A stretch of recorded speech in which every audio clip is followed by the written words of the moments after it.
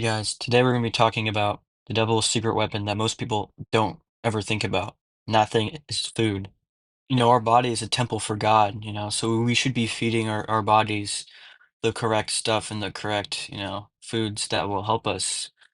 And a lot of times people use food as, as an escape from reality, that's how they cope is they eat. And I feel like this the devil's secret weapon because we don't ever think of food as a sin. We never really think of that. We think of, pride and greed, but we don't ever think of food.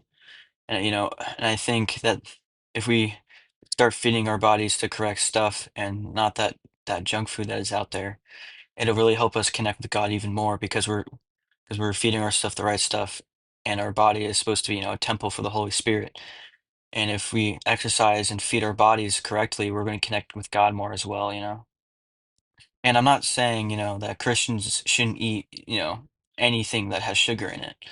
But if we constantly, people constantly overeat and people use, food as an escape of reality and they don't think of it as a sin. And I'm just trying to, bring awareness to that food is a big problem and can disconnect our relationship with God if we overeat and just overeat those, those bad stuff, those sugary foods that most people can't, some people can tend to do. And that is day 27, my friends.